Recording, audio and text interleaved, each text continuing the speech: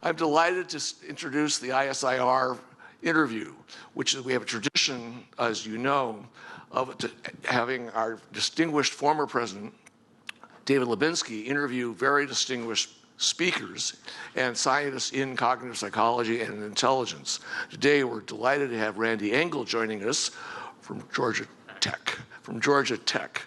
And he's a long history of experimental psychology, as you heard his talk yesterday, doing very exciting work, and now we're going to hear how he got into cognitive psychology and intelligence. Well, thank you, Bill, and Randy, it's just a delight to have you here. Thank you. It's a great honor. Yeah. Your name has been on our radar screen for a long time, and it's nice to finally have you here to talk about your career.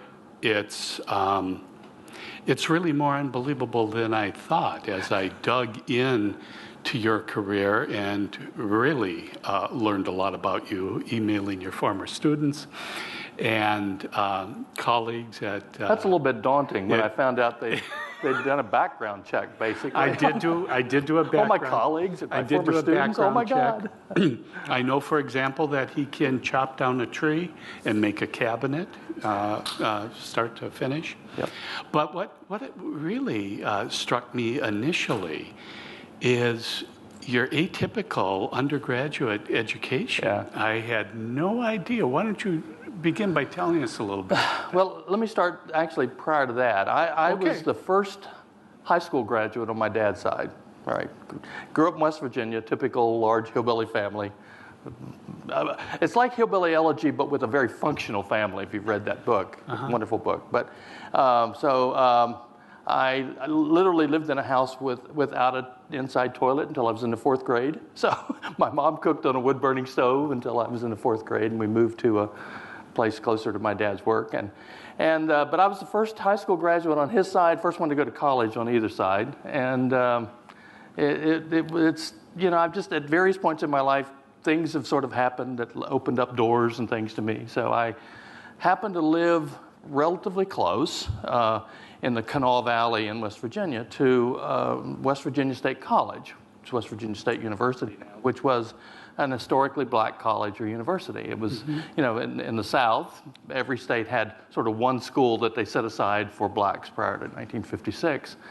And so I commuted for the first 2 years because it didn't, my tuition, this is so interesting compared to what tuition is today, was $100 a semester. So I always worked in the summer, did various things from cutting weeds on the State Road Commission, just all kind of things, and made enough money so I didn't have to work during school years to go to that school. And it was 6 miles from my home. And that experience was a peak experience for me. And I think it colors when I hear discussions in this meeting about blacks and whites and affirmative action, all of that. I had the benefit of a great faculty because they couldn't get jobs in white universities prior to 1954-56. And so I had a sociology professor who was University of Wisconsin PhD, marvelous guy. I had math. I was a math minor. I had a strong science background, and I had a math professor who was a Harvard PhD that would have been, you know, any Big Ten university would be happy to have this guy today. Couldn't get a job prior to 1956. Marvelous calculus teacher. I had a French teacher who was a woman who got her PhD at the Sorbonne, you know, which is black woman, Sorbonne, and was teaching at this little black school. My favorite was, there were 2 psychology people there. One was a PhD by the name of Herman G. Kennedy, who was one of the first black ABEPs in the country. He had gotten his PhD from Northwestern in 1929. 1929. Worked his way through school as a butler. And, you know, they were incredible. And I got just an incredible experience, not just a great education, but a great experience with these really brilliant black professors who couldn't get jobs prior to 1954, 56. And I just, most of them retired at about the same time that I was leaving there. But that was a really important part of my background, I think, and my experiences I was in a minority there. It was still about 75% black when I went there, and I was in a minority. But, you know, I wanted to try to get as much of a experience of college life as I could. I knew what my friends who had gone off to other schools were getting, they were doing in fraternities and all this stuff. So I went to basketball games and football games and was almost always one of 4 or 5 white faces in the audience, in the crowd, you know. So, but it was a great experience because there were these great professors who you know, and even in psychology, I mean, I remember vividly, David read all of my biographies and even watched my keynote at Psychonomics, so he knows all this stuff about me. But in my freshman year, we took these freshman orientation kind of courses, and I remember sitting in one, and I was thinking about maybe being an engineer or something, because I had pretty good math background and sciences, and there was a guy who I'd happened to go to high school with who said he was going to major in psychology. And I vividly remember sitting there in this circle, the way you do, you know, you get freshmen together and put them in a circle. And I remember sitting there thinking, my God, I so don't belong here. Because here's a guy majoring in something I never heard of. I'd never heard the word psychology to my knowledge at that point. But it is one of my features, good or bad, that by God, I'm going to find out what that's about. And so I signed up for the course for my second semester and fell in love with it, and I've been in love with psychology ever since. So that's how I got into psychology, was through the same route. But it was, you know, just an interesting set of circumstances that led me from one thing into another. So. Interesting. And you ended up at a great school, Ohio State. How did that move come about? Well, did your advisors recommend? Okay, this was during Vietnam. Okay. And I applied to 3 schools, not knowing any better, because I didn't really have anybody, I hadn't done any research, you know, the kind of things that I work a lot with undergraduates. I always have 8 or 10 in my lab, you know, but I didn't do any of that as an undergraduate. We didn't have anybody doing research. And so I applied to 3 schools. I applied to Chapel Hill, I applied to Indiana, and I applied to Ohio State. But I was also in the midst of getting drafted, and I was one test away from going into the Air Force as a pilot or navigator. I'd taken all the tests and was one test away. And then the number of things happened. I happened to get a 2S deferment, which gave me a semester, and I'd already turned down Chapel Hill and Indiana. And so I kept, my wife kept encouraging, well, you should turn down Ohio State as well. And I said, no, I'd like to keep one just as a backup. Well, it's a good thing I did, because I got to go to Ohio State. And while there, this wonderful thing happened called the lottery. Okay, everybody in here who's my age or closer remembers their number, right? Mine was 316. Those of you too young to know, do you remember your number? Yes, of course you remember your number. Huh? 19. Oh, you were too high. So for those of you too young to remember, they had these ping pong balls coming up, and every male, at least in the United States, was watching with rapt attention to see what their number was going to be. And if you were number 1, you may as well pack your bags, you're going. And mine was 319. And so that gave me enough time to finish a PhD at Ohio State. And again, I ended up being placed with DeLoss Wickens, who Chris Wickens is famous, his son, very famous psychologist. Tom Wickens, another one of his sons, famous psychologist. And Wick was a really interesting guy. He was actually in a master's program in English literature at North Carolina when one of his roommates was working with J.F. DeShiel on classical conditioning. And Wick was so interested in it that he changed his major from English literature to basic learning theory, and it's one of the reasons he was just one of the best writers I've ever known in the field.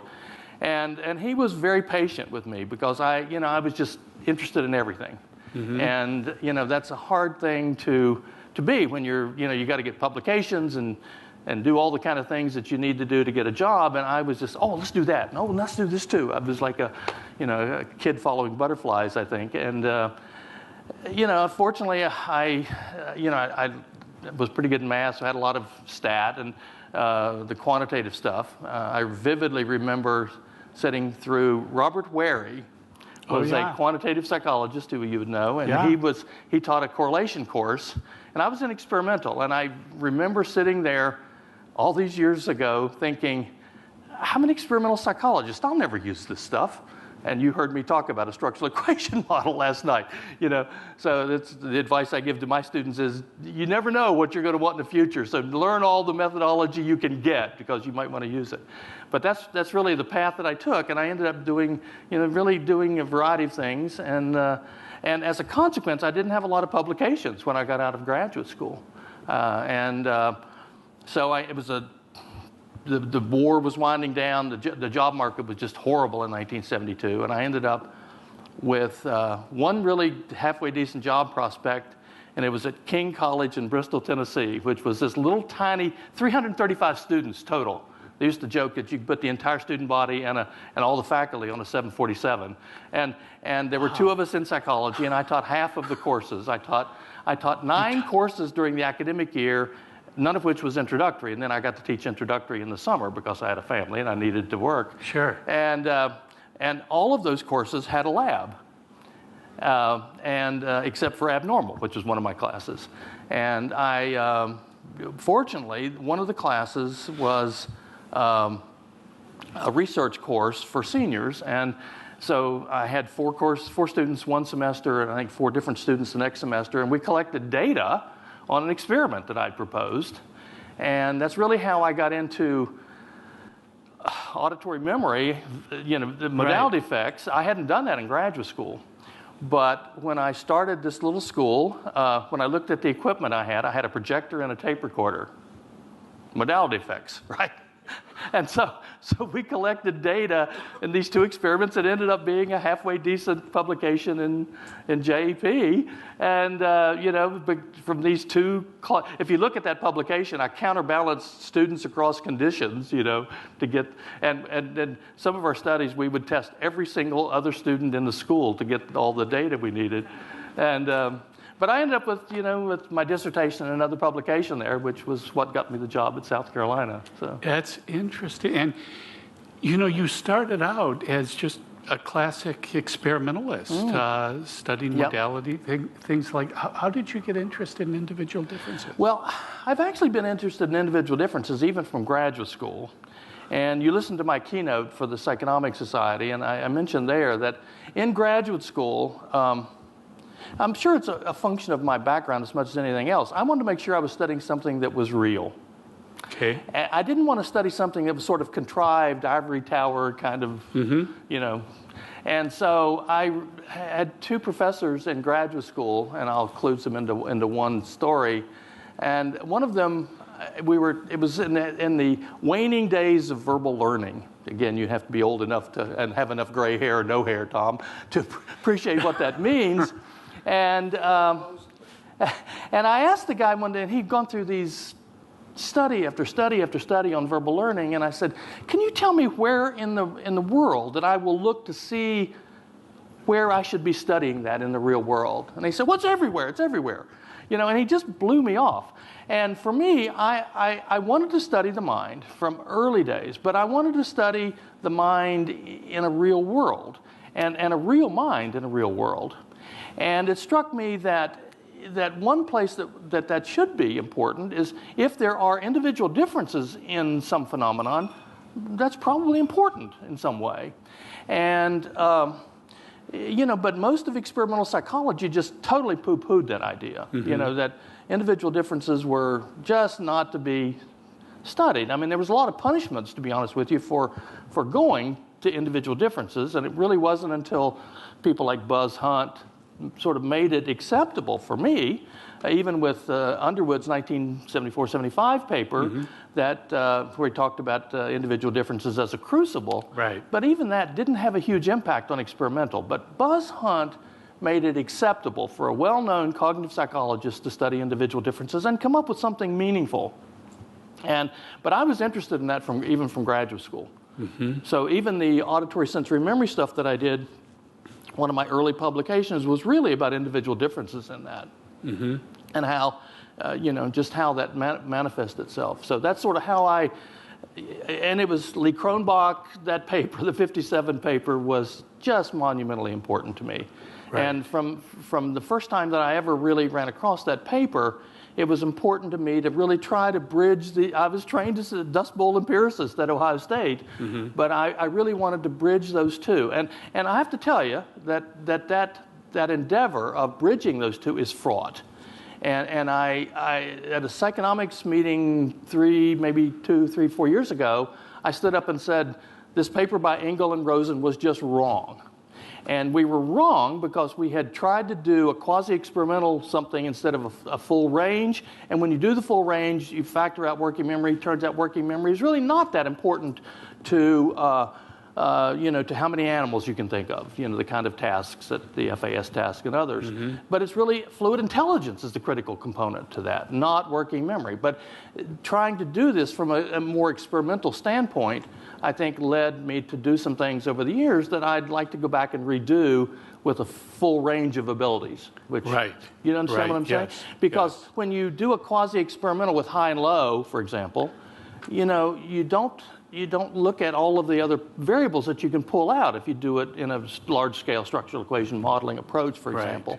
Right. And one of my recent graduates said that he thought he could make an entire career out of just redoing all of the studies that I'd done looking at high and low working memory with a full scale. He'd have a full career doing that, and he probably could. And then he would show that we were wrong in many cases. So how do you view those constructs now in terms of fluid ability and working memory? Well, in my talk last night, I did a short version of my thinking on this, is that I think of them in much the same way that the people like Akira Miyake think about executive functions. I think the tasks that we use to measure working memory are really about maintaining information. Within a trial or within a set, you're having to maintain some information, and you recall that. In the operation span, you get some arithmetic, and then you get a letter to remember, and some more arithmetic, and you get a letter to remember. And then you have to recall the letters. But it's maintaining that information interspersed with capturing your attention to something else. That's what all those complex spans have, that quality. Many of the other tasks, even in-back and others, can kind of capture that. But anyway, I think the fluid intelligence, the way it's measured with ravens or letter sets, number series, or paper folding, all of the myriad things that we use all of, I think what characterizes them is an ability to test a hypothesis about this feature, that in the raven, all these lines are going this way, and then here all of the figures are going this way. And so you're testing hypotheses about what the critical dimension is, right? Or dimensions. And then you test something, and it was wrong. Okay, so following a wrong hypothesis, you now have to bury that. You don't want to resample that. So if you follow Rajmacher and Schifrin's retrieval models, they talk about sampling with replacement. And when you retrieve something, it's like picking a marble out of a ball. But every time you retrieve, the marble gets bigger, and so you're more likely to retrieve it again. Okay. Well, I think high fluid ability individuals are able to not retrieve those previously retrieved hypotheses. So it's really the ability to disengage. And I have had lots of reviewers of these papers over the years say, well, that's just like inhibition. Well, inhibition is a word that has very specific meanings. And unfortunately, 10 different people will have 12 different definitions of what inhibition is. And so I think for me, disengagement is actually a broader term. It could involve inhibition, but it could also be a new kind of learning of, I've learned not to retrieve that, or I've tagged that, in a cognitive mechanistic sense, how to not retrieve this information, because it was once important, but is no longer important. And so one of these things is maintenance. That's the working memory construct, and it's just reflected in the tasks that we've used over the years. I think fluid intelligence really is about the ability to disengage from once important but now no longer important information. And from the very beginning, it occurred to me that what they have in common is that they both require an ability to control attention. And which really gets us back, as I said last night, to Spearman's early thinking about what he called a central function, and he was really thinking about attention control in many ways there. So these two things, I think, are important functions. Many of the complex tasks that we do all the time involve both of these functions. But what's really necessary for both of them is an ability to control your attention. That's why these two arguably totally 180-degree constructs are so highly correlated at the construct level over and over and over again, not just in our studies, but in studies all over the world. So, Randy, where's your thinking currently at, or what does the evidence show about our capacity to change these things, make people better? Let me see if she's here. The woman who talked about working memory training. This involves a story, and you can cut this out because it's going to be a little long. Sorry. I had applied for a grant from the Office of Naval Research to do some work on multitasking. And by this time, the Yagi et al. Paper had come out in PNAS. And I'd read it, didn't think much about it for a variety of reasons, not a lot of detail about it, but the program officer at ONR called me up and said, look, I want to fund your grant, and I'm going to fund it, but the first study I want you to do is to see whether this stuff is valid. Because if this working memory training stuff is valid, people should be able to be improved on multitasking. So I read it seriously and saw some what I thought were monumental problems with the paper. And some of those problems were just necessary because of the short, the 4 pages, that kind of thing. But some of it was the way the information was presented struck me as really problematic. So that study was based on a dissertation at the University of Bern. So I bought the dissertation. And so I knew the studies that paper came from. And there are issues. There are issues in the translation between that dissertation and this distillation of these studies to this little 4-page paper. And one of them was that there was really not what I would call a control group. Well, I was trained in experimental psychology, where by God, you control for everything. Ideally, a good experiment has one little thing that's different, and that's it. And so I called the program officer back, and I said, look, I'll do this, but if we're going to do it, we're going to do it right, and that's going to involve an awful lot of your money to do this. And what that means is that we're going to take the time to design the study well. It's going to take a long time to study it, and we're going to have a control group that's an active control group that's doing something that is engaging as the working memory training stuff and is as demanding, and one where people could think that maybe this would improve their cognition later on as well. So you don't get this expectation effect, these biases, and everybody's coming into the lab, experimental and control. Ideally, they don't know any difference between them. And we spent an awful lot of your mother's tax money on that study. I think we did it very well, and we found absolutely zero transfer. Everybody got better at the tasks, which people have known since St. Francis did his experiment with the cats, And so, we just cleanly done, well controlled. We found zero benefits in terms of transfer. And we have done several other studies since then and have repeatedly shown that. So, I came to the conclusion that if you do the studies right, there's not going to be any kind of transfer, certainly not to fluid intelligence, the way the PNAS paper had said pretty strongly should be there. We later did a study with high and low working memory individuals because the argument in that paper was that low individuals would benefit more than high individuals, right? So this is this goal of making everybody the same. Well, we did that, and in fact, the high ability individuals showed a great deal more benefit. I had one kid who was a subject, and one of the consequences, we tested these people for 23 days. And you get to know your subjects pretty well, and they get to know you. And we had one kid who was one of our Georgia Tech students, who improved 22 standard deviations from his first day. 22 standard deviations on these trained tasks. When we gave him the transfer tasks, he showed zero benefit. Okay. Now he had come up with all manner of ways of doing the operation span and reading span, whatever else we were using, better. He became Doogie Howser for operation span, but on the Ravens, same as he was on day one. So, I'd like to think that, I'll be 73 on my birthday. I'd love to think that I could spend my time doing crossword puzzles or something like that, and it would delay this inexorable decline in my brain capabilities. That's just not going to happen, I'm afraid.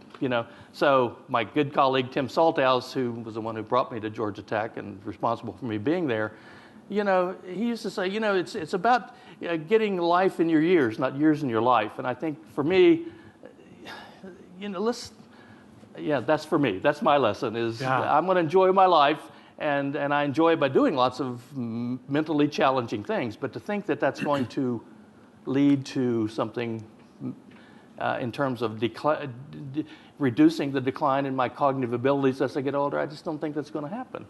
I think there are things. I was talking with Ulrika at lunch about attention control. I do think that there is some hope that within, I think our abilities for attending and not having our attention captured by either internally generated or externally generated events. But those limits are set for me, and they're set for you, I think, and they're set by our genes and by our brain structures, and that's a trait quality, but there's also a state quality. So, I've shown that highly experienced pilots who are deprived of sleep are terribly deficient on, their attention control is greatly diminished in the last 15 hours of sleep deprivation. But I think we can all do better than we do. And I spent one whole summer reading Buddhist tracts. And one in particular was a Buddhist monk, a Vietnamese Buddhist monk by the name of Thich Nhat Hanh. Very famous mindfulness guy and wonderful writer, and he died, I think, a year or two ago. But I spent that whole summer just reading this stuff, because if you look at all the people who really understand about how to control attention, these guys have it, And my graduate students thought I'd totally wigged out. That, well, my God, have you heard Randy's becoming a Buddhist? And I think that there are ways of doing that make us better within the constraints that we have, and I think that's important. And I think there are people like Adele Diamond and others who are looking at this with kids, and but they're within our limits. They're within the biological limits that are set for you and for me that I think are there.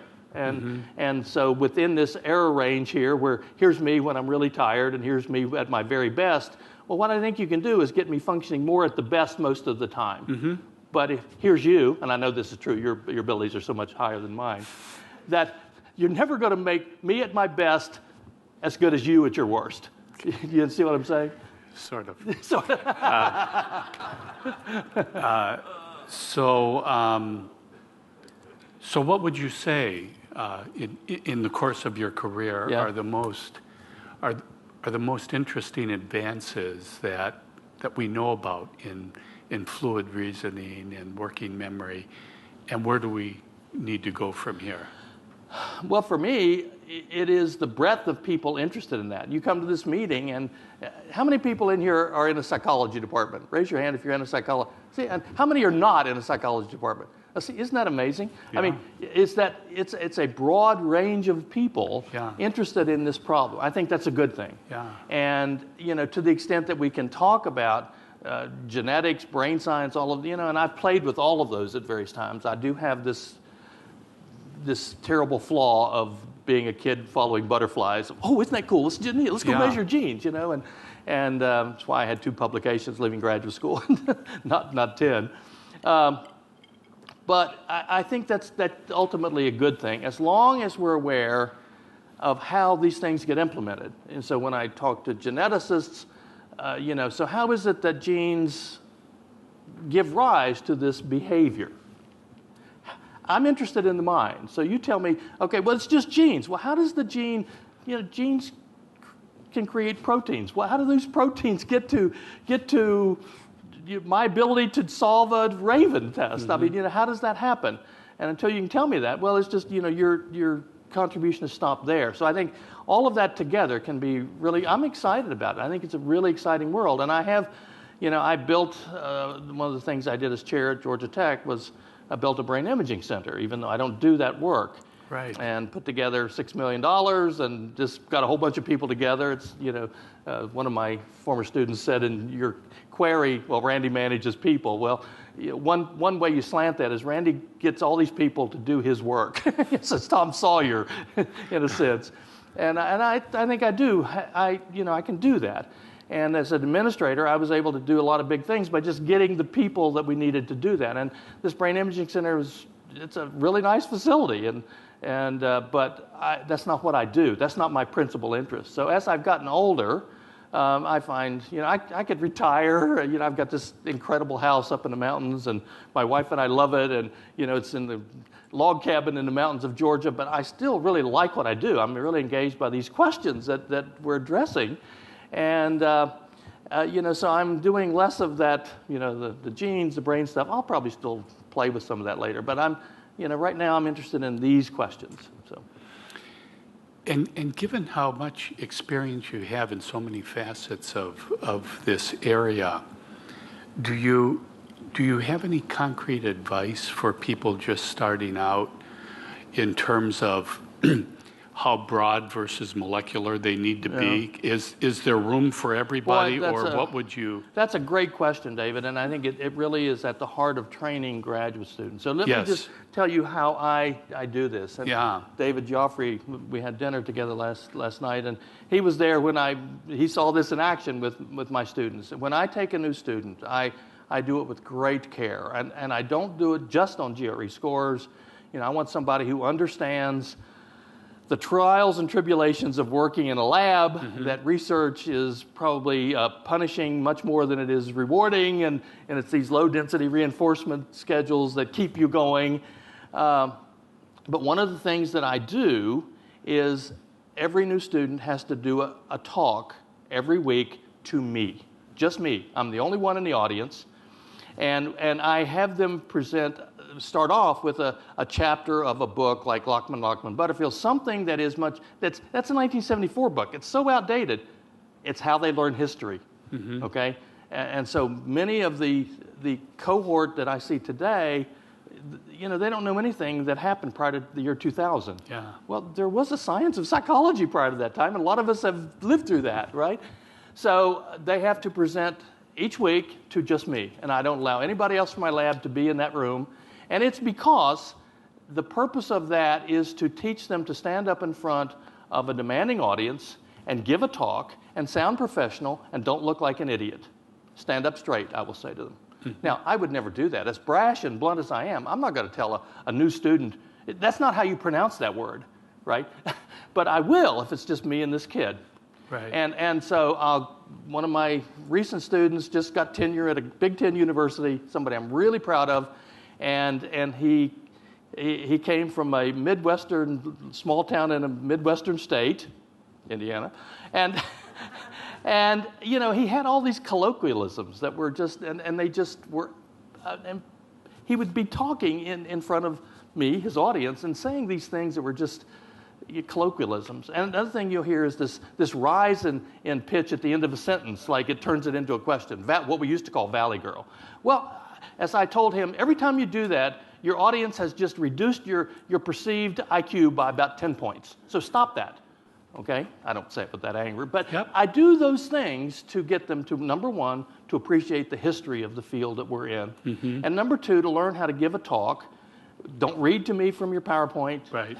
They have to do PowerPoint. Right. And so by the time the year is up, they've talked to me probably 30 times. Just every week, I take the time, and we're doing that, and I do mentoring during that time. I tell them about people that I know who did this work, and just it's a mentoring exercise as much as anything else. But then they also have to present in lab meeting probably every third or fourth week. So my students, by the time they learn to by the time they even finish their first year, but certainly by the third year, they are good at giving a talk. How long are they in there with you? An hour and a half.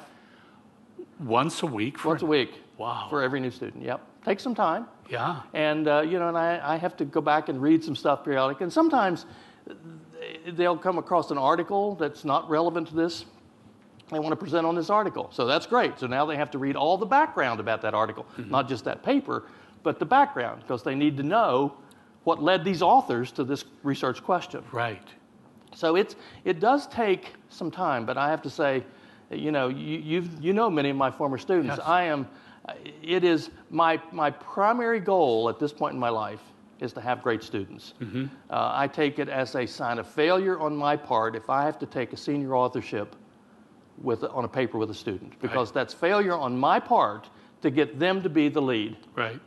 And I've got one paper that is a major reflection of that. It's my most cited papers, 1999 JEP, one of the first, if not the first, SEM papers in JEP General.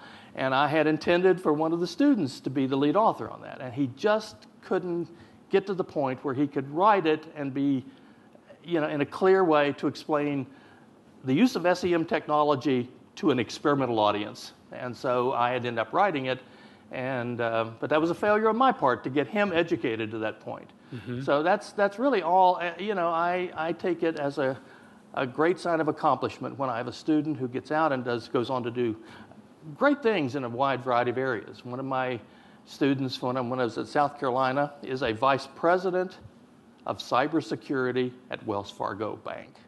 What? She had all these working memory studies with me. She had like 7 or 8 publications when she got out. None of them had to do with cybersecurity, but she's a vice president today. Why? Because, by God, she can stand up in front of an audience and she's spellbinding. Mm-hmm. Right? And so I take great pride in that. Interesting. You mentioned your JEP piece. And JEP has published some of these amalgams, the Chromebox 2 disciplines. Yep. What are some of the challenges, as you see nowadays, of combining those 2 disciplines, and how far have we come? Well, that's a great question, and I think we're further along, partly because many of the people in this field are my students now. Mm-hmm. Okay, so they know. But I have to say, when I go back and I look at my files sometimes of all of the reviews of these papers over the years, because I wanted to publish in largely experimental journals. I wanted to publish in JEP General and JEP LMC and education journals, but the more experimentally oriented ones. And oh my God, the reviews that I've gotten were bitter and foolish sometimes. So one review, this is the same person who reviewed several papers of mine. This was a person who did aging research, all right, looking at the effects of aging on cognition. And this person would study old and young, right? Old, young. and she criticized me for saying, well, I don't like correlational work. I like experiments. And I wrote back to her and said, nobody randomly assigned me to be an old man. Okay, I didn't get randomly assigned that. So what you're doing is not a random assignment. That's a quasi-experimental at best. But that's the kind of stuff that I got over and over again from experimental reviewers who just didn't get what I thought was the obvious importance of individual differences and trying to understand how that tells us something about the normal mind, and how people differ in various ways. A paper that was very influential for me early in my career, Robert Crowder was the pre-categorical acoustic store, auditory memory stuff, but he had a paper in Proceedings of the Royal Society in England that talked about the demise of short-term memory. And one of the things that he talked about was that short-term memory must not be important, because if it were, there would be individual differences, important individual differences in short-term memory. And at that time, there was just virtually nothing that showed that aside from learning disabled kids or adults, that short-term memory was really as important as most theories said it should be in comprehension and in reading and so forth. And, I think that's a profound truth. If short-term memory really is important, then individual differences in short-term memory should reflect something, right? And that's one of the things that took me off into this path. So. I see. You're a perfect person, because I don't know how many people know this. Tell my wife I'm a perfect person. You're the perfect person for this. I don't know how many people know the extent to which you're a generalist. I mean, you routinely teach introductory psychology, and your editor of Current Directions in Psychological Sciences, which not only covers the waterfront, but is designed for social sciences in general to introduce them to various topics. And I was just while I was preparing for this interview, I was talking to a fairly well-known personality psychologist a couple months ago, and he mentioned our president who introduced us, and talking about intelligence, and he said, well, you know, Bill Revelle has encouraged me for years to incorporate intelligence in my thinking. And, you know, he wasn't defensive, he just said that. And I think here's a person who's studying personality and all these outcomes that are structured by intellectual functioning. Why is it that so many people who are fairly well known, who are studying things that intelligence is related to, don't know about it? How does that happen? Yeah, it's a really interesting question. And I was sitting through the symposia yesterday, and it's a really interesting question. And the talk about adding intelligence to our curriculum. I don't really I have opinions, but they're pretty loose-knit about that. I think, you know, we are, in this country, we are tarred with this idea of racism, of gender bias, of all of these different things that are often accompanying intelligence. And when people go into those, was it Buzz Hunt who said, when you light a match in front of a spewing gas pump, you better be careful. Yeah.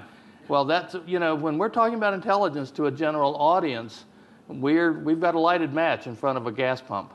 And I think it's so easy to do damage there. During the talk on standardized testing, I was sitting there thinking that, you know, I'm in Atlanta, Georgia. Atlanta, Georgia is an amazing city. I've lived there 23 years now, and it is historically largely black. I mean, it's the more black millionaires than probably any city in the country, proportionally enormous number. And I know some of them. I tried to get money from them while I was chair of the Department of Psychology. But just, you know, great self-made people in many ways, but accomplished people. And yet, if you bring up the term intelligence in that group, you're going to be, the curtain will be drawn. And how to get beyond that, I don't know. But when you're talking of, Camilla said, well, cognitive abilities, I think that's a much easier frame to take. It is, it is an interesting, and I got into intelligence totally accidentally.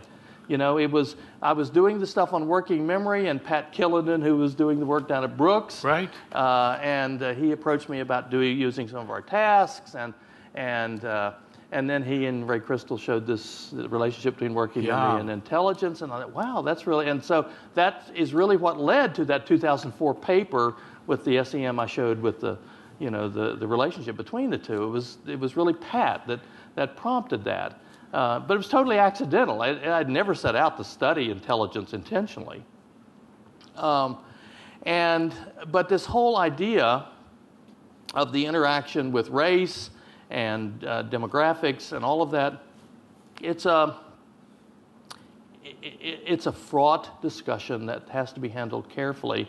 And I think an awful lot of people, at least in American psychology, are gun-shy about that. And I'd have to say that I've been cautious myself over the years about and up until just recently, I would not allow my students and all of our demographics to identify whether a subject was black or white. I just didn't want to have to deal with that if there were differences. Very cowardly on my part.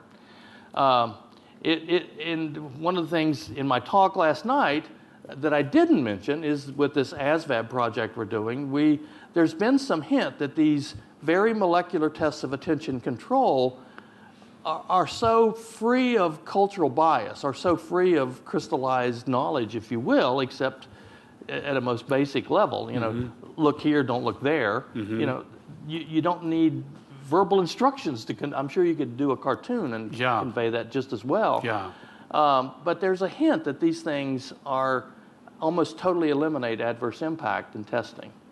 And so we actually included that in this ASVAB study. And the N is small. I mean, the total N is only 178 people, and we're getting ready for it to be, if we get access to Great Lakes Naval Station, it'll be thousands. But what we did find is that if you look at just the ASVAB, you know, that it predicts very well for this multitasking proxy for real-world work.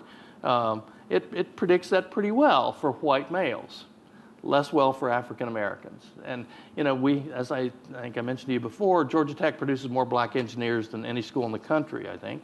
And so we got really a lot of bright black students, and we can sort that out. And we always we aim for about 50% of our populations to be from the Atlanta community. And that's one of the reasons the military likes our lab, is because we don't just test college students. At least half our sample has to come from the kind of people that would be available to come in the middle of the day for $10 an hour. Sure. And these are not Georgia Tech students. They're people. They're just regular people. Kind of people I grew up with, you know. Right. And so what we found is that once we add the measures of attention control, the predictive validity is virtually identical for those. Now, again, it's relatively small N, not exactly the way you would look at it to assess adverse impact, but it's entirely possible that some of these measures we're looking at will just totally get around the so-called culture fair test can be made truly culture-free, possibly. So these are interesting ideas from me, but I think they all speak to this idea, David, of how to get people to be comfortable, not just comfortable, but interested in studying intelligence. Right. But I tell you, I keep using the word fraught, but it is fraught with danger for an untenured assistant professor to take on that issue, right, and not, if they're not prepared to handle the slings and arrows of outrageous comments about them, right, by people outside the university, or inside the university for that matter. So. Now, where do you come down? Because in looking at you've devoted so much time to teaching. And you know there are a lot of, for lack of a better word, purists who will say things like, "Well, I teach through my articles," you know, and things. S.S. Stevens, in his biography, said that exactly. And so that in teaching you have to take complex things and make them simple. But science is taking simple things and making them and finding out how complicated they really are, he argued. So how do you come down on how much you invest in teaching in a traditional sense versus your research? Well, it's different today than it was. I think over the, you know, as I said, I'll be 73 in December. And you know, I bought out of all of my courses from my grants for 5 years in a row, and yet I've taught an undergraduate course every year. And interestingly enough, the one that I've been doing for the last 3 years is the psychology of learning, because, long story, my younger colleagues came to me and said, if we can't get you to do this course, we're going to eliminate learning from the curriculum. Really? And I went, how dare you? I mean, you know, our students will never hear about Skinner or Pavlov or, you know, any of these other things. And so I took that course on, and I taught it at South Carolina. That was my primary course, and I love teaching it. And I teach it primarily as a parenting course in many ways, you know. And so I like teaching it, but it takes a lot of time and energy. And so this year, for the first time, I will not be teaching any undergraduate or graduate course. And I'll see. My wife thinks that I'm going to wake up one morning and say, I must go teach. Because I tell you, I really like teaching a lot. I mean, it's given me a great deal of gratification. And I used to say that if you wake me in the middle of the night, what will look you in the eye when his eyes are opened is a teacher. And I think that's true. And I think part of it was this experience I described about King College, where, you know, I taught a course in practically every chapter of an introductory textbook. Right. You know, but it made me a teacher. And all those courses I had an animal colony. I had to take care of an animal colony there. And so we had a rat lab, and those rats were involved in courses from sensation perception to learning and so forth. A lot of work went into that, but for me, it's been a great deal. And I think through the mentoring of my graduate students is just an extension of that in many ways. It's really who I am to a great extent. What are you proudest of professionally? Oh, the students. Your students? All my students, undergraduate and graduate, absolutely. You know, even the ones that are not at prestigious places, but that are at, you know, my goal is to get them to be the best they can be. So I've got a former student who's at a small private college in the Midwest, and she's a spectacular teacher, and I'm very proud of her. And that's a good place for her. Right. That does not diminish her in any way. She's excellent at that, and that's my goal. And yet, when I look at people like Andy Conway or Zach Hambrick or Nash Unsworth or Tom Reddick, you know, and many others that, you know, that are earlier than that. David Bellotta at Washington University. One of my early PhD students, a woman named B.J. Casey, who, this cracks me up to tell you this. So B.J. was just recently made a full professor at Yale University. So I've got a student on the faculty at a university I couldn't get a job at a school I couldn't get into under any stretch of the imagination. And she's a full professor there, distinguished full professor at Yale. And the great thing about that is that she came to South Carolina as this tobacco farm kid with a master's from this little school and came to work. And she worked with John Richard, she worked with me. And this will tell you something about the extents to which I will go sometimes for students. So she wanted to do a postdoc with Mike Posner. And so I said, all right, here's what we'll do. We're going to psychonomics, and I always took a busload of people to psychonomics, graduate students, and I said, at psychonomics, I'll talk to Mike. And I said, when you see me saying hey to Mike, you come up and I'm going to introduce you to him. And when I do that, then I'm going to say, I need to leave, and then you've got about 5 minutes before he loses your interest to make a pitch for doing a postdoc with him.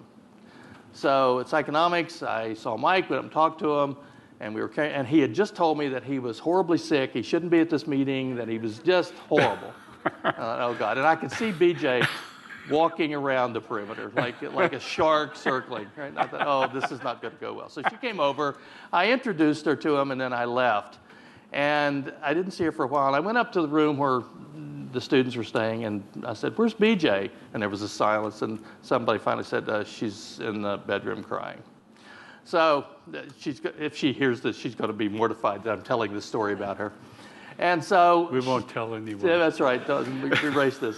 So she said that he had just blown her off. Well, he was sick, and so I said, all right, we'll handle this. So we got back to Columbia, and I said, all right, we're going to invite him down to give a talk. And so I invited him down. I had money on my grant. I paid for him to come down and give a talk. And I said, and by this time I was living on a farm about 20 miles outside of the city of Columbia. And I said, after the talk, we'll have a reception at my house. And you will drive him out. And you've got him in the car for the time it takes you to get from the university to my house, about 40 minutes to convince him. And so they were late getting there, and I thought, oh, my God, she's crashed him or something. Well, it turns out she found out he liked ice cream, and she stopped at a Brewster's or someplace, bought him an ice cream cone. And by the time they got there, Mike thought she was the best thing since sliced bread. Sorry, the old West Virginia colloquialism comes out there. And so when he took the job at Sackler, she didn't get to do a postdoc with him. The RSA didn't get funded. But when he got the job at Sackler, at Cornell Medical School, she was the first person he hired. Interesting. First person he hired. And when he left there, she took his position. And when Yale was interested in hiring somebody, and she was just really critical in fMRI with kids.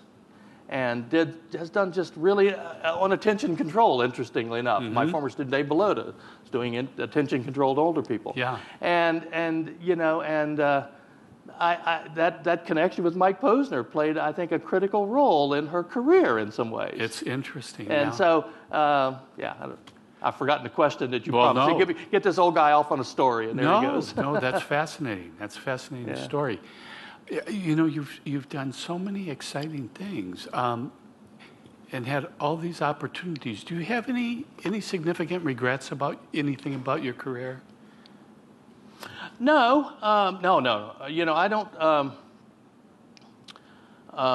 Well, that's a really good question. I tend not to regret anything once I've made a decision. I just tend to move on. I think that's really true. Susan and I just sold our house the other night. All right, that house is dead. Now we're moving on. Right? And that's my quality. She'll obsess over it, but I'm moving on. Okay.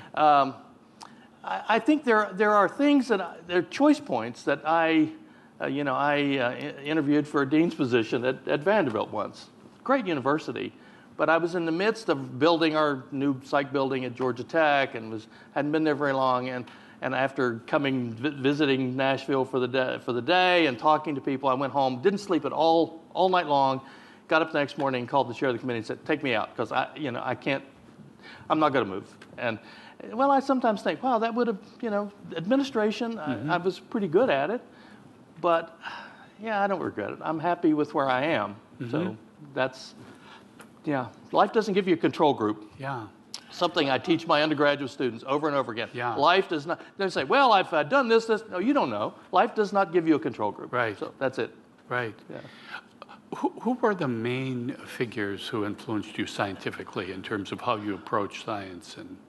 Well, clearly, Wickens was very patient with me and wanting to do and I did a project with virtually every person in the experimental program at Ohio State before I left there.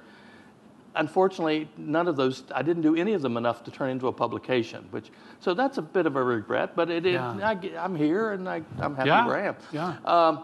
As I said, Buzz Hunt was monumental. Bob Crowder was important, and in ways that, Bob was an incredible reviewer.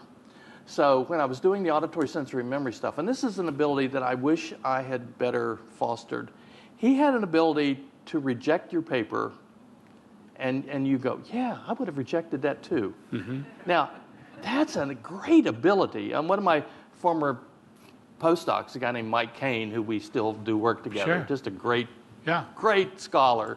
If you ever have an opportunity to get Mike to come be your chair or something like that, the guy is one of the most amazing people I've ever known.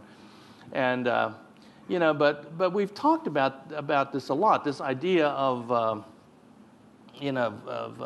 being able to say critical things to people in a polite, diplomatic way.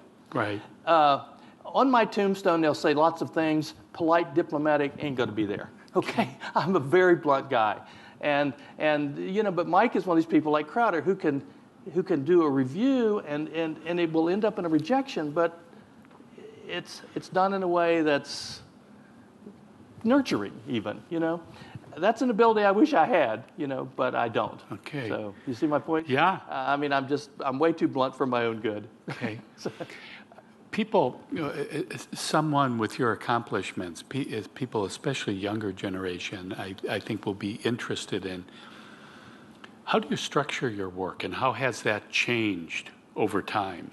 Yeah, well, big changes over time, I think, and not in a linear way at all. Mm-hmm. One of my former students said to me about a year ago, something that I'd never thought of. He said, Randy, you have the advantage of you don't need much sleep. And I've heard other people say that, not just about me, but about other people. It turns out there's studies on that show that relationship is probably spurious. But 5 hours sleep a night is about what I want. Really? Yeah.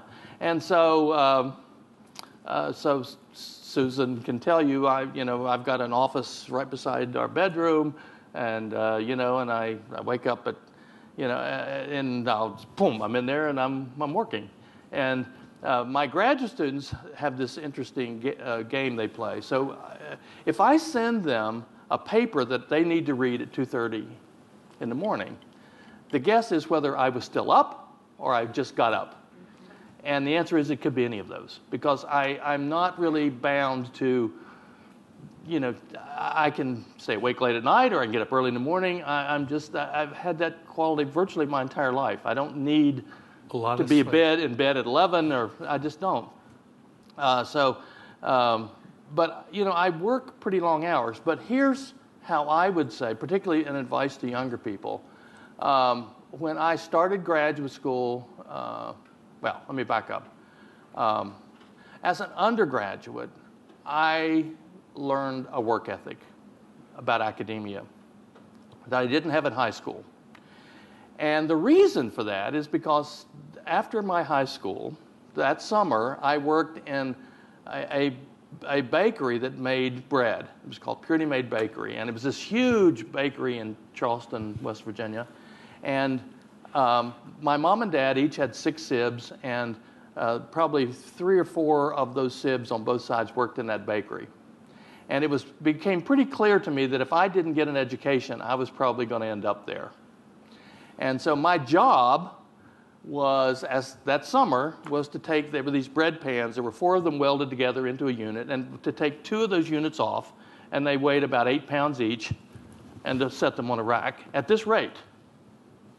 4 hours, lunch, 4 hours more, okay? Not very exciting job, hot, it was a bakery. And so that summer made me a student when school started in the fall. That is so... I tell you, I thought, by God, I'm gonna be a student, and I was. And so I tackled college with a vengeance because I sure did not want to work in that bakery. You know, my postdoctoral advisor, Lloyd Humphreys, who was editor of the Bulletin in the 60s, he got his motivation by working on a tobacco farm one summer, sharing a water jug with a guy who chewed tobacco. Oh, God. And he told me the exact same story. I haven't thought of that in a year. Yeah, it'll do it. And I often think that that a lot of youngsters today, they ought to have something like that to kind of convince them. Here's what real people do. Here's what real people do. Here's what real people do. You want to be a real person, you know? Well, here's what they do. So anyway, and then graduate school, from then on, I've always worked very hard. But let me say this. I think academia is one of the best places in the world to be a parent. Yeah. And so when my daughter was born, when I was in my second year of graduate school, and thanks to William Proxmire, senator, who argued that the birth control pill was bad, and so my wife said it's bad, so we became pregnant, and thank you, Senator Proxmire. She's a wonderful human being today. And so I would work really late at night at school, and I would come home at 1 or 2 o'clock in the morning. I'd ride up North High Street on my bike up to where we were living in an apartment, and I'd wake her up and play with her. I'd change her diaper and play with her for an hour before. And she'd wake up smiling, and we had a great time, and I'd change her diaper again, put her back to bed, and I did that until, I ended up doing the dissertation. And at various times over my life, I'd say, I've worked my tail off to get tenure, to do the kind of things that a beginning assistant professor has to do. Yeah. But when I got home at night, I would always try to get home about 7 o'clock, and I would put the kids to bed, and we would read for half an hour. And so we read Alice in Wonderland, right, through the looking glass. And my daughter was about 6 by this time. My son was 2, and the 3 of us memorized Jabberwocky. Was really good. And Slightly Toad did Gyre and Gimble and the Wabe. What? And the 3 of us memorized that. And we'd, half an hour every night. And I'd put them to bed, and then I'd have dinner and go work. But being a family, being a father, is really important to me. Mm-hmm. And so I always tried to make sure that fit in there somewhere. And getting tenure for me meant that I had the flexibility of spending a little more time with them. Right. And so I chaperoned all the trips, did all of that. And when I interviewed for the chair at Georgia Tech, I told my faculty, I said, I encourage you to bring your kids to work. If a department can't, put up with some rowdy kids running around, well, that's too bad. They'll learn to live with it. And, I think academia is a good place for that. I think it's not IBM, it's not Exxon. Mm-hmm. And so for me, being I often tell people that I've loved my life. I've loved my work. I've had, just great relationships. I loved all the people who've been in my life, but being a father has been the most important thing in my life, by far. Neat. And so I've got these 2 kids. We have 3 grandkids, and up until just recently, 2 of the grandkids live about 20 minutes from me, and I'd pick them up every Friday morning as their mother was going off to work, and I'd take them to IHOP and sugar them up. and then go give them to the teachers to handle, right? And so we just have a great relationship, and I love that. And it took time. Would I have another paper if I hadn't done that? Yeah. Maybe. I don't care. Yeah. You know. So anyway, I think academia is a place where you can do it all, just not all at the same time. Not all at at the the same right. time. And that's true for men or women. I mean, Yeah. it's just, you know, you got to be able to triage your time, I think. So, Right. Does that answer your question? Yeah, Yep. very well.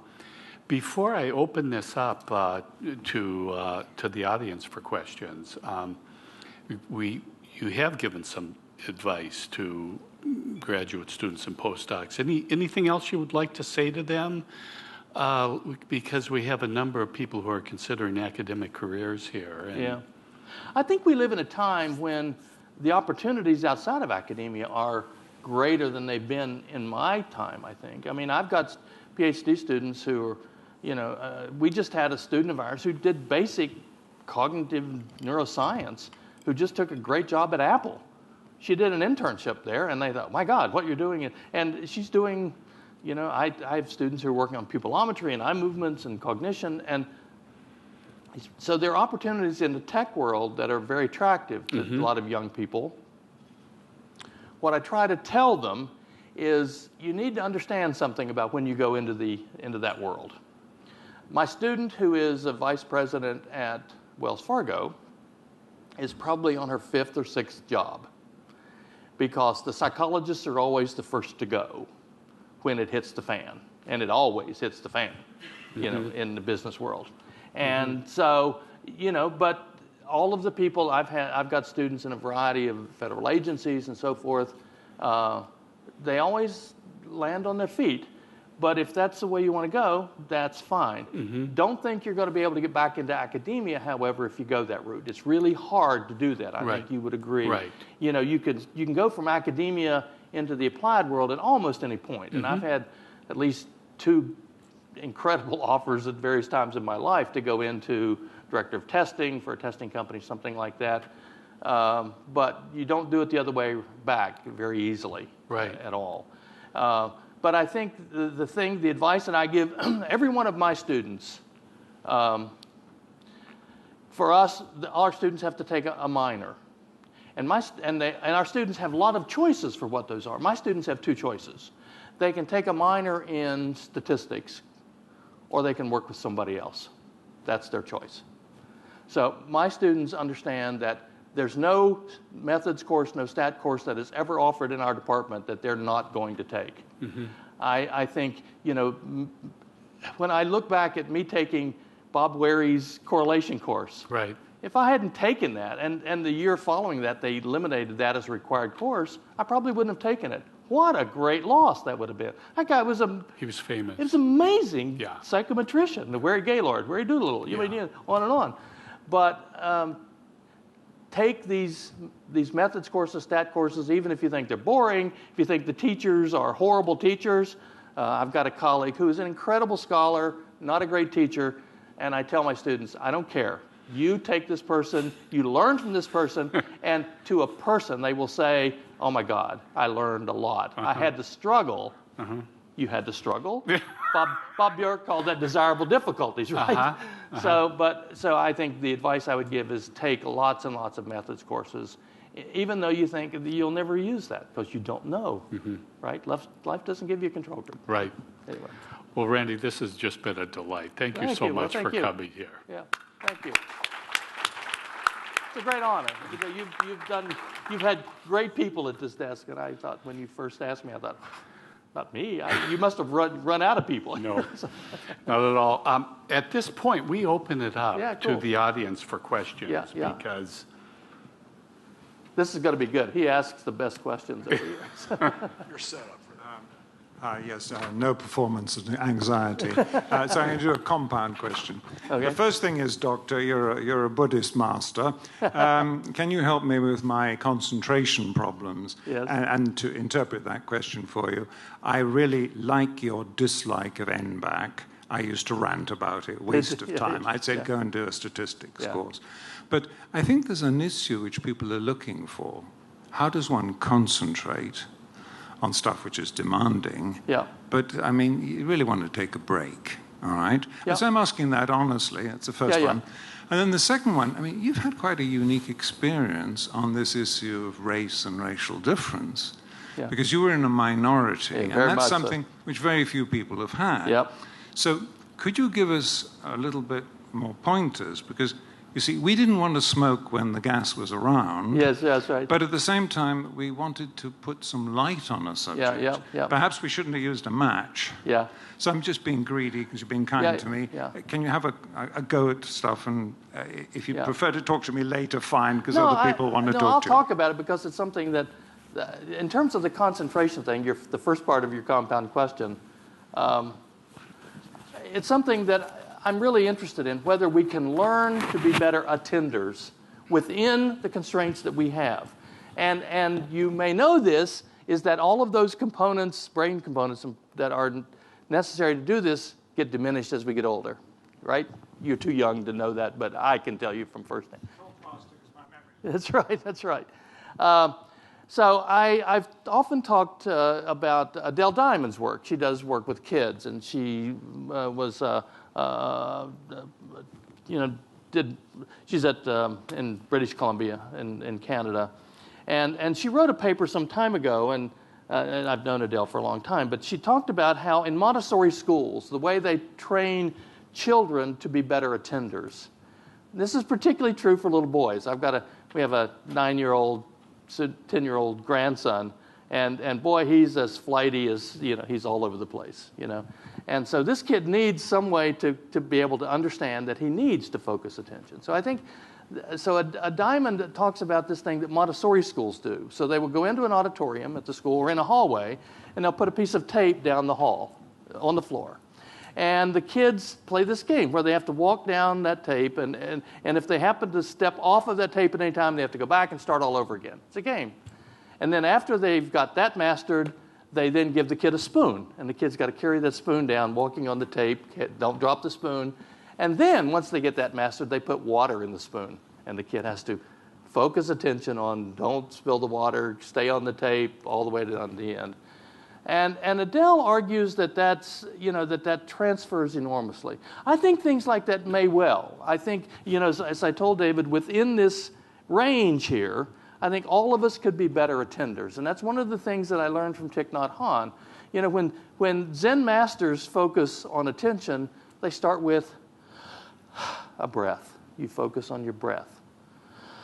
In, out. And that's all you focus on for a long period of time, is you focus on that breath. And so I think there are things that we all could do to get better at that. There's no panacea, there's no magic bullet that's going to make people better at that. Although I can say, as I get older, I find that structuring my environment to avoid distractions is hugely important. Because particularly the external distractions, I can't do a whole lot about the internal distractions except to know that if I'm talking to you about something important and I find myself thinking about dinner or that light's too bright, I need to know that that's a bad thing. Just simply the knowledge of, my attention has just wandered, I need to bring it back. Now, I think that's something that if I could teach our 9-year-old grandson to do that would be a big accomplishment, just getting him to understand that when he finds himself wandering, not wondering, then he needs to bring it back. Now, the other question about the race is a really interesting one to me. The kids that I was in school with were bright, upper middle class, sophisticated kids. I was the first one in my family to go to college. I often say, in my bio on my website, I often say, these were really bright people to a kid who never understood why you would have more than one fork beside your plate. These were kids who were from sophisticated families. They weren't just smart. They were sophisticated, erudite, British, okay, aristocracy. You get my point? They drove sports cars, I worked to buy an old car that I drove to school. And so that gave me a perspective which most people don't have, of being not just in a minority, but being in a minority culturally, an underclass in this, but it made me work very, very hard because I wasn't going to be. That's exactly, yes. I worked very hard to be as good as they were in class. So, Randy, I wondered if you realized that you may have statistical bias to thank for your entire career. is that right? That lottery that you participated in was biased. Oh, yes, is that right?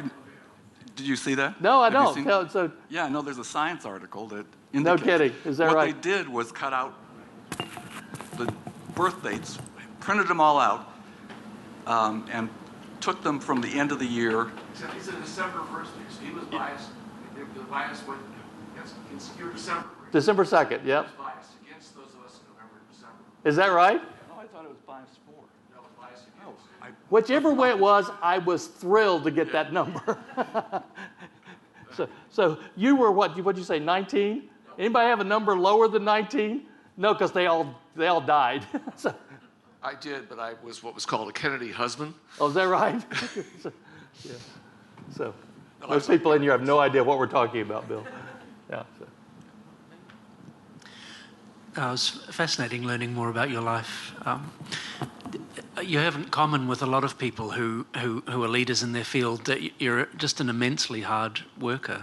I mean, compared to most people. And I guess thinking of a question that's relevant for intelligence, we probably think conscientiousness and intelligence are orthogonal, but I just wonder what's the effect of working 40 more hours a week for a couple of decades on how you think about things? Well, that's a good question. What you come to know. I think for me, the advantage that I have, Tim, is that for me it's not work. I mean, we're well off financially. I could retire. I could walk away today. But I really like the questions that I'm dealing with are intriguing. And that's really been the case my whole career, actually. Those of us in academia, you're at a great university. Tim and I were colleagues of a sort at Edinburgh for 3 years. What a great job that is. I'm almost afraid to tell other people what a great job it is to have as much control over your life as we do. You can study just about anything, and I used to tell people, if I wanted to study sex and the tsetse fly, I could go off and do that if I could create the tools I needed, and I could do that. Nobody's going to complain, right? What a great life that is. But I think for me, being able to study things that have just genuinely interested me and intrigued me it's a great thing.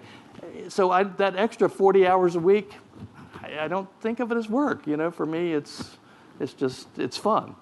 I have a life outside of academia. Dave said I can take a tree from the stump to a kitchen table. I mean, I have my own kiln to dry wood. That tells you what a geek I am. I have a sawmill. My wife and I spent one whole summer milling all of the wood that we had, all of the trees we had to take down to build our house. We turned it all into lumber, and so hard work, sweaty work, And I knew that she's my wife forever. She put up with that. She's my wife forever. But it's not work. It was fun. So I think that's really true for the extra work that we do. And I think it's true for all of us. It's a great thing about academia. Can't say that if you work in industry. My student at Wells Fargo, I don't, she seems to like her job, but it's a job. Right? Anybody else? Dr. Bouchard. I have one correction. Okay. Just as like Please. Hang on. When will you learn? there is a control for life, and it's called a monozygotic twin reared apart. Very good. Very good. Very good. I will remember that. And that I heard that from you. That gives it even more ad hominem authority. That's right. I'll comment on one other thing. Did you know Frank Schmidt and Jack Hunter? Schmidt and I, we run across each other but I've never met the guy. I'd love to, because he is a marvelous, both of them marvelous scholars. I have great respect for them both. I knew them well, and I still know Frank very well. Yeah. Their background in terms of where they grew up and what they went through are virtually identical to yours. Really? You should talk to Frank. I need to, because he's not getting any younger, as none of us. But two people who really went against the conventional grain in psychology, right? You'd agree with that. And I'd have to say, I have suffered great slings and arrows of outrageous reviews in a way that I can deeply appreciate. They must have gone through that just enormously. And have such profoundly important work. Both of them, just great scholars. And I was nominated for an award not long ago, and I won't tell you what it is, but somebody suggested that Schmidt might write a letter for me. So I hope he thought that would be a good thing to do, because I have deep respect for his work. So, yeah. We put them all to sleep, David. Well, this was a very nice way to end the conference. Thank you. Thank you so much for being here. Thank you.